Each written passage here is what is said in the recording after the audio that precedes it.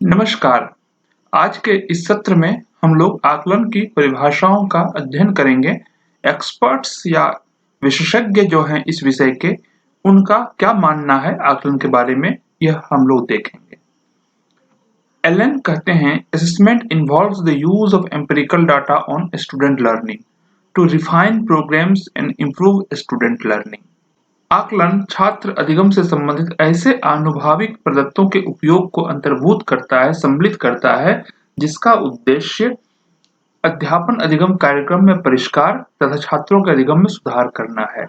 तो अनुभविक प्रदत्त जो है एम्पिरिकल डाटा है, उसके उपयोग को सम्मिलित कर लेता है आकलन, और इसके द्वारा जो प्रोग्राम है, जो लर्निंग टीचिंग प्रोग्राम है, उसमें कैसे सुधार किया जाए, उसमें क्या परिष्कार किया जाए, रिफाइनमेंट क्या हो, और स्टूडेंट की लर्निंग कैसे बेहतर हो, सुधार हो उसमें, इसी को ध्यान में रख करके जब आंकड़े इकट्ठे किए जाते हैं अधिगम से संबंधित, तो उसको आकलन कहते हैं।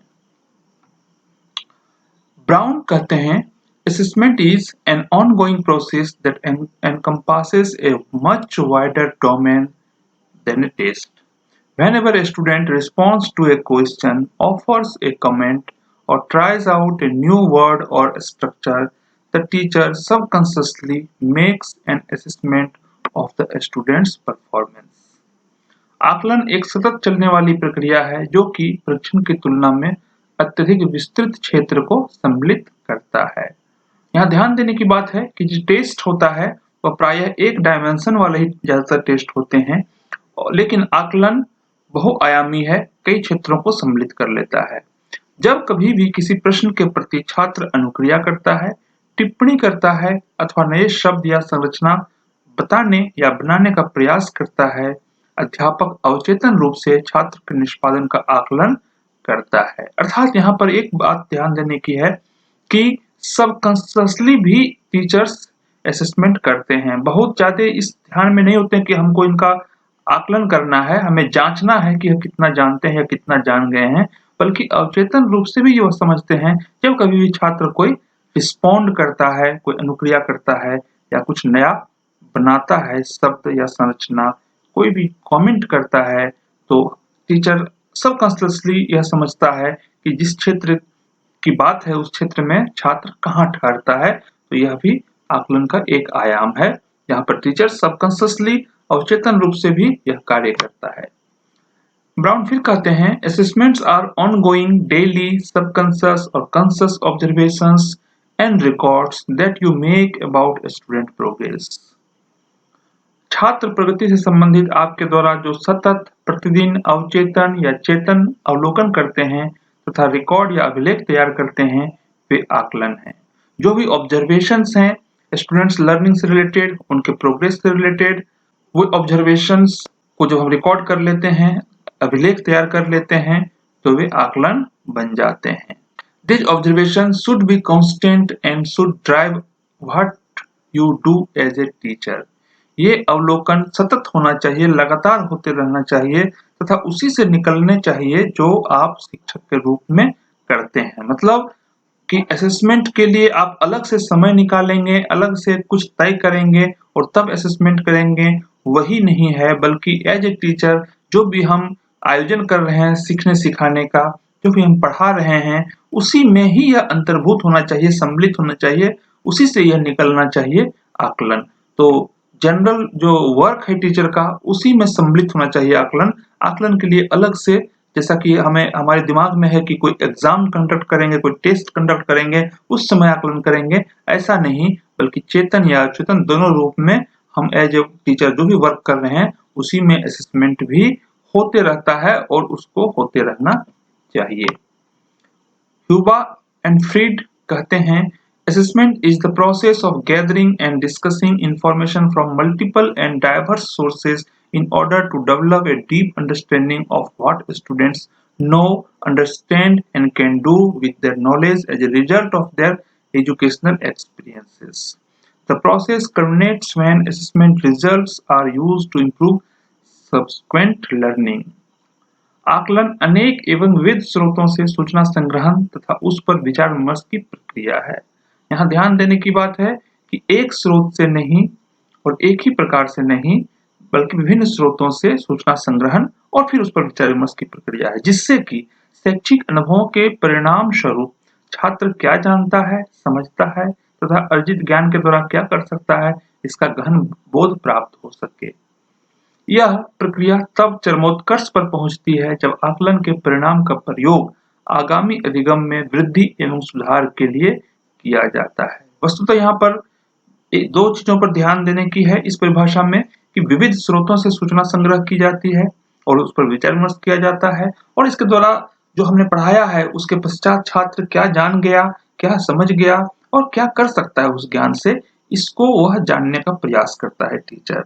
और यह सबसे उच्चतम स्थिति तब पहुंचती है जब इस आकलन का उपयोग आगामी अधिगम में सुधार के लिए किया जाता है। जो आगे वह अध्ययन करेगा उसमें इसका प्रयोग करेंगे तभी आकलन का महत्व है। यह नहीं कि हमने एक जजमेंट दे दिया कि बच्चा ऐसा है तो वह जजमेंट आकलन नहीं कहलाएगा, बल्कि उस जो भी हम उसके द्वारा जो भी हम विभिन्न स्रोतों से जाने और आकलन किए उसका प्रयोग हमें करना है ताकि अगली लर्निंग में उसका यह काम आ सके, हम उसका उपयोग कर सकें। एरविन कहते हैं assessment is the systematic basis for making inferences about the learning and development of students. आकलन छात्रों के अधिगम तथा विकास के संबंध में निष्कर्ष निकालने के लिए व्यवस्थित आधार है। It is the process of defining, selecting, designing, collecting, analyzing, interpreting, and using information to increase students' learning and development. यह छात्रों के अधिगम तथा विकास में वृद्धि के लिए परिभाषित चयन, अभिकल्पन, संग्रहण, विश्लेषण करने तथा सूचनाओं के प्रयोग की प्रक्रिया है। छात्रों के अधिगम और उनके विकास, दो बातों को यहाँ पर रखा गया है। एक कि वे क्या सीख रहे हैं, सीख गए हैं, और दूसरा उनका विकास कहाँ तक हुआ है। इसके लिए निष्कर्ष निकालने के लिए एक व्यवस्थित आधार प्रदान करता है आकलन। आकलन वह आधार प्रदान करता है जिससे हम निष्कर्ष निकाल सकें। और इसी बात को ध्यान में रखते हुए अधिगम और विकास वृद्धि के लिए जो हम परिभाषा करते हैं कि किस रूप में हम इस विकास को या अधिगम को जानेंगे, किसको हम मानेंगे, फिर उसके साथ हमें चयन करना पड़ता है कि किन सूचनाओं का हमें लेना है, हमें एक डिजाइन तैयार करना होता है, संग्रह करना पड़ता है सूचनाओं का, विश्लेषण करते हैं और उन सूचनाओं के प्रयोग की प्रक्रिया भी है ताकि आगे लर्निंग और डेवलपमेंट में इसका प्रयोग हो सके। Rita Berry defines the term assessment as conscious and systematic activities used by teachers and students for gathering information, analyzing and interpreting it, drawing inferences, making wise decisions, and taking appropriate actions in the service of improving teaching and learning. आकलन शब्द को अध्यापकों तथा छात्रों द्वारा प्रयुक्त ऐसी सचेत व क्रमबद्ध क्रियाओं के रूप में परिभाषित करती है रीता बेरी, जिसका उद्देश्य अध्यापन एवं अधिगम में सुधार के लिए सूचना के संग्रह, इनका विश्लेषण एवं अर्थापन करना, निष्कर्ष निकालना, बुद्धिमत्तापूर्ण निर्णय लेना तथा उचित कदम उठाना है। तो रीता बेरी इसको कॉन्शियस एक्टिविटी मानती हैं और सिस्टमेटिक एक्टिविटी मानती हैं, और यह स्टूडेंट्स और टीचर्स दोनों के द्वारा किया जाता है। केवल शिक्षक के द्वारा नहीं बल्कि शिक्षकों के द्वारा भी और छात्रों के द्वारा भी यह कार्य किया जाता है, अर्थात दोनों के सहयोग से यह कार्य होता है। और इसका उद्देश्य है अधिगम एवं अध्यापन में सुधार। यह इसका उद्देश्य है, अध्ययन और अध्यापन में सुधार हो। इसके लिए सूचना के संग्रह करने के बाद उसका विश्लेषण, फिर उसकी इंटरप्रिटेशन या व्याख्या और निष्कर्ष निकालना, और फिर बुद्धिमत्तापूर्ण निर्णय लेना, उसको अप्लाई करना, जो भी निष्कर्ष निकला उसको अप्लाई करना, उचित कदम उठाना ताकि छात्रों का आगे का जो लर्निंग है या जो लर्निंग हो रहा है उसमें अप्लाई करते हुए और बेहतर उनकी लर्निंग हो सके। Linn, Miller and Gronlund define assessment as a general term that includes the full range of procedures used to gain information about student learning and the formation of value judgments concerning learning progress.